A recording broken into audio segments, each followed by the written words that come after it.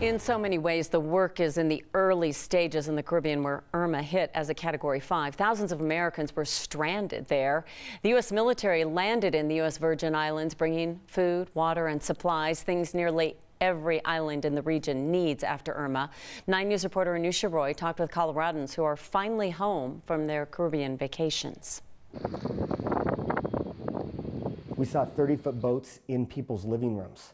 For 4 days. There's no water on the side of the island that we were on.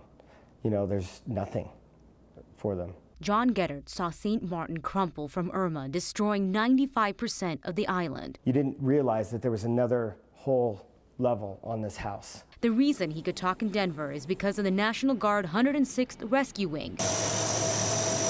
He says he was one of more than 1,500 people loaded onto planes and helicopters, flown to Puerto Rico, and then put on flights home from there. You saw that plane, that the American flag on the tail of the plane. You were fine. Some people kissed the flag, cried as they were being rescued. Geddard says they were lucky to get out. This was his horror for only 4 days. They're gonna hurt bad. Some point we're gonna get home.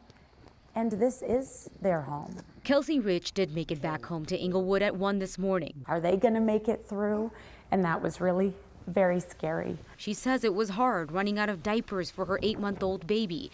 But while she and 10 other family members were stuck in Turks and Caicos, it's nothing compared to those still on the islands. Everybody approached us with a smile, with warmth. How are you? And then we'd say, oh, how are you doing? How was your house? And they said, well, the roof blew off and all of my things are gone, but I'm here and I'm lucky to be alive. Grateful seems to be common when it comes to surviving Irma. We desperately want to help them.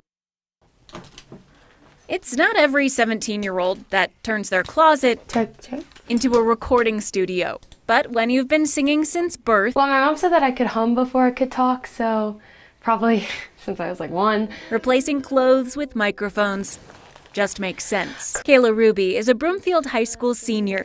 She's a little goofy and always up for beating her brother in soccer. When she's not at school or practice, you'll find her writing songs from the heart. It just depends on like what a normal teenager is going through, like boys or like, I don't know, friendship breakups or whatever, I don't know. But it's a song that was written more than 200 years ago that's catapulted her onto the national stage. Oh, it was so cool. What so proudly we held. Kayla wasn't always sure this moment at the Broncos game on Monday would come. In the back of my head, like I had a lot of doubt, and this is kind of like sappy, but like I almost gave up singing because I just didn't feel like I was good enough.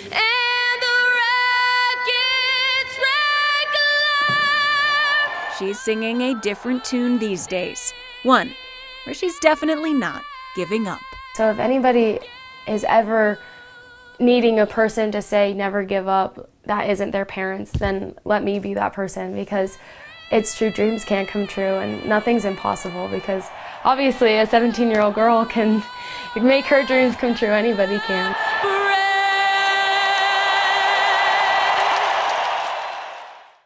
A Hyperloop would reinvent the way that we travel. You know what people have to deal with going up and coming home from the mountains in the wintertime. One company says it has a way to get people from Denver to Vail in less time than it takes to get down a ski run. Colorado is now one of 10 finalists in a global challenge to become home to a Hyperloop. They're still in very early testing of this. Companies like SpaceX and Hyperloop One are competing to build a transit system of the future. 9 News reporter Anusha Roy shows us how it would work. It's the sound of the future. And possibly one day in Colorado. Designers say Hyperloop could go as fast as 670 miles an hour.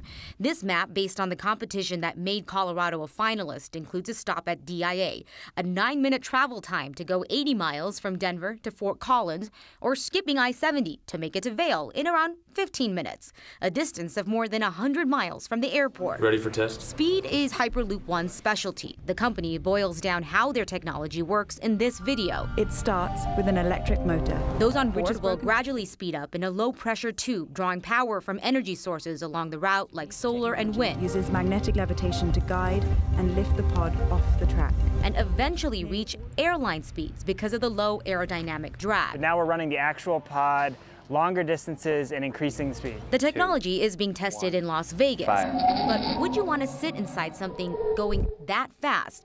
Well, the company says people are used to air travel and compares Hyperloop to feeling like you're flying. We're still defining what winning means. CDOT helped make Colorado a finalist, saying right now the state has 1960s infrastructure meant for around 3 million people, when really we have more than 5 million and will only get bigger.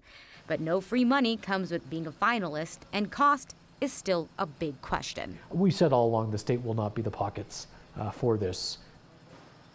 So that leaves a lot of questions, especially so early in the process, like safety. Hyperloop, one, says that it should be able to stand up to most weather, and that if there was a breach in the tube, the increased drag from air resistance would slow down the pod.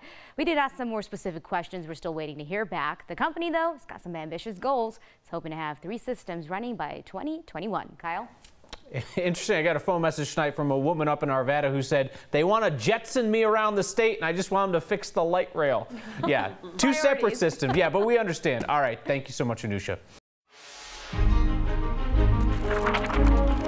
It was a strange victory vibe around here today. Yes, the Broncos defeated the Chargers, but no one felt good about a near total collapse.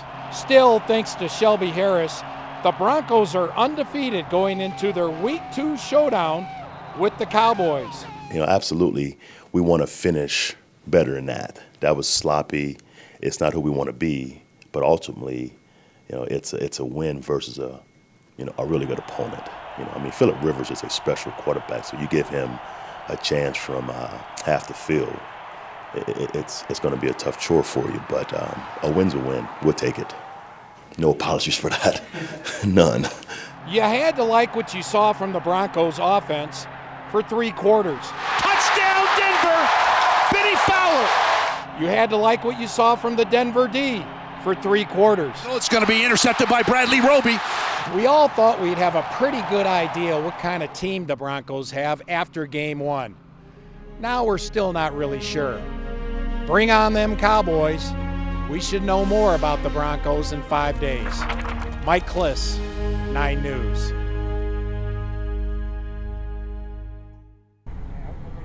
Soon after the sunlight first touched the walls of the camp, the man who built it learned this wouldn't be another calm mountain morning.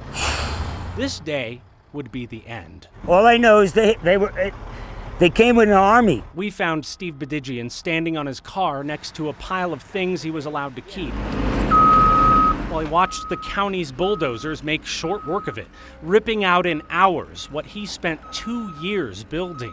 To the county, it's a court-ordered cleanup of trash.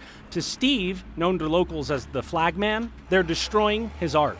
Freedom! You can't take it from me! We first met Steve last fall amid a field of scattered sculptures in progress, covered in tattered American flags. Neighbors saw that as disrespectful. Steve meant it as a tribute to his late father's military service. Regardless, the flags aren't what did him in. It was all the stuff. A jury ruled he broke the county's ban on collecting rubbish on residential land. Steve had a vision for all that stuff and kept working on it, hoping to live out his days in a hole he dug out and covered with a tent. The tent's still there. Gee, maybe they're gonna leave it. They didn't leave it. Crews plowed right through that tent today and filled in the hole like nothing was ever there.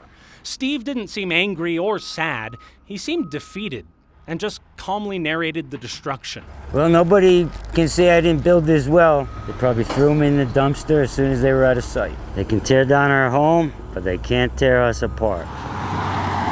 While just across Highway 24, glad to see it being done. Don Herr watched, pleased. He got really tired of looking at Steve's camp. I mean, he's been told. That's the thing. He was told to take it down. He kind of ignored it. It's very frustrating. We really did want to work with him. Sheila Cross with the county says they tried to avoid this outcome. They offered to clean up the land for free, but Steve refused. He wanted to build his memorial. So the county got a court order to clean it up against his wishes, and he could lose his land when he gets the bill. We will lien the property for the cost of the cleanup, and it will be added to basically the taxes for the property. We don't like what our neighbor's doing. We're going to bring in the army of bulldozers. Without the memorial, Steve says this land is worthless to him, but he's got another parcel a few miles from here with a hilltop where he says he may try again after a winter away. Will you be okay? Oh, I'm fine. I'm fine. You know, sometimes you don't have a choice. I never compromise my principle. Next time the sun rises, the camp will be gone, and so will the flagman of South Park. At least, for now. For Next, I'm Brandon Rittiman.